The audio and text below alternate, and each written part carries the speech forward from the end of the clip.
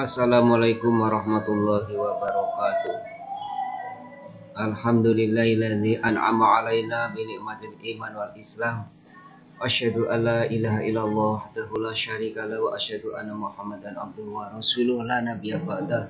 Allahumma shalli wa sallim ala sayyidina Muhammad wa ala alihi washabihi ajmain. Amma ba'd.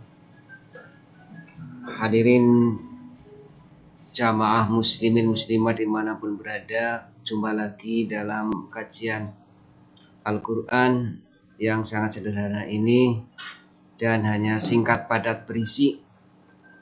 Puji syukur pertama-tama kita haturkan kehadirat Allah Subhanahu wa taala, sholawat salam kepada junjungan kita Nabi Muhammad sallallahu alaihi wasallam.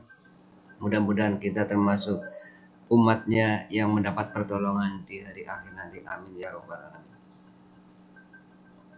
Pendengar, pemirsa yang budiman, rahimakumullah dimanapun berada, akhir-akhir ini banyak terjadi penyimpangan-penyimpangan, terutama penyimpangan perilaku seksual yang dilaksanakan atau yang menimpa remaja-remaja kita sebagai generasi penerus. Ini sebagai salah satu dampak dari pandemi corona, di mana anak-anak terutama yang remaja belajar di rumah tanpa kontrol yang memadai dari guru dan juga dari orang tua. Banyak terjadi perkawinan sebelum nikah atau kawin dulu baru nikah atau LKMD dalam bahasa keseharian. Karena itulah Islam telah mengatur bagaimana untuk menghindari hal tersebut. Dalam hal ini kami akan mengambil sebuah judul Standar Operasional Nafsu dalam Islam. SOP, Standar Operasional Nafsu dalam Islam. Regulasinya diatur dalam Al-Quran dan Sunnah Rasul serta ijma' ulama. Di sini dibahas bahaya mendekati zina, pergaulan bebas antara pria dan wanita itu juga sudah termasuk zina. Al-Quran surat Al-Isra ayat 32 telah mengingatkan kita wala taqrabuz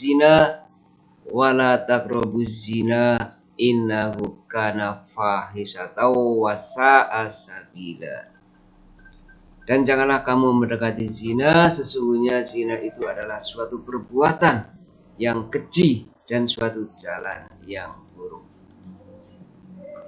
Untuk diingat selalu bahwa perzinaan adalah sesuatu yang sangat-sangat menghewankan manusia. Jadi dari derajat manusia maka menjadi derajat hayawan. Kita lihat keseharian ada basur sama endog, jago sama pitik dan sebagainya yang di tempat manapun, dalam bagian manapun, dia binatang itu bergaul bebas, berselingkuh bebas dan sebagainya. Nah, kita manusia yang beradab jangan sampai seperti hewan. Naudzubillahi min dzalik. Kalau kita ngaji dulu ketika kecil di kitab Safinah itu kan ada orang-orang atau orang yang dimuliakan dan orang yang tidak dimuliakan, atau hewan yang dimuliakan dan hewan yang tidak dimuliakan. Yang ketika ada air untuk berwudu hanya sekedar cukup, maka tidak boleh diberikan kepada hewan yang tidak dimuliakan. Kalau hewan yang tidak dimuliakan antara lain adalah pezina muhson.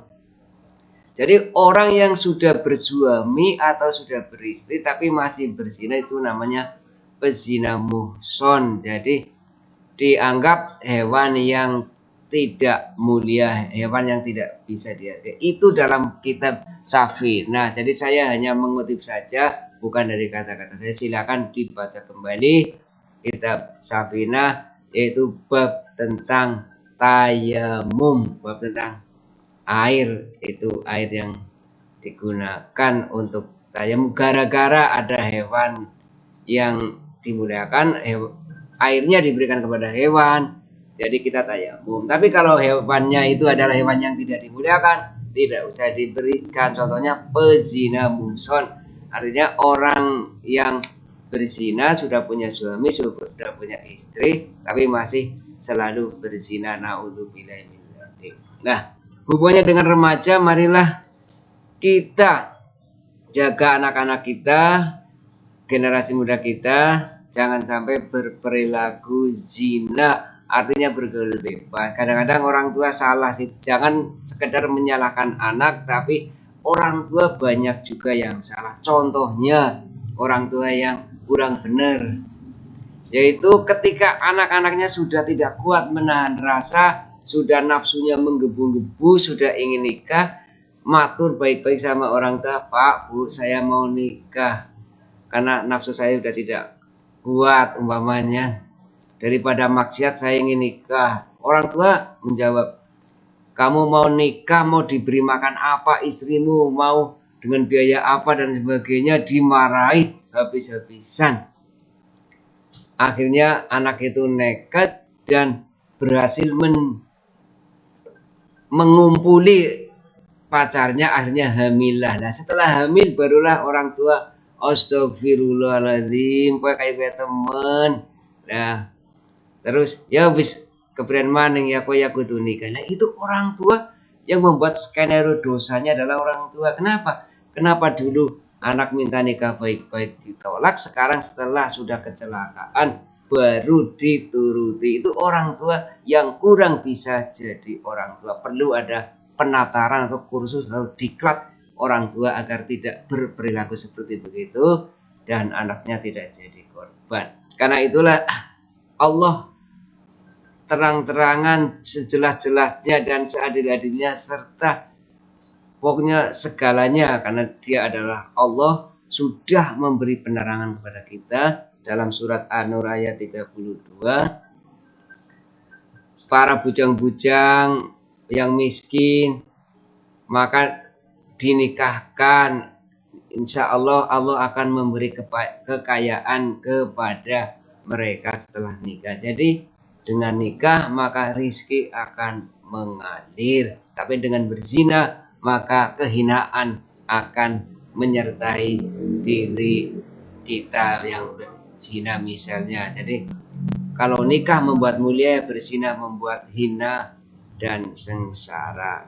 Karena itulah mari kita jaga anak-anak kita, jaga generasi kita. Walat taqrabuz zina, janganlah mendekati zina, karena zina adalah suatu perbuatan yang keji dan suatu jalan yang buruk. Marilah kita gencarkan untuk menikah, jangan gencarkan menggembar-gemborkan untuk berzina.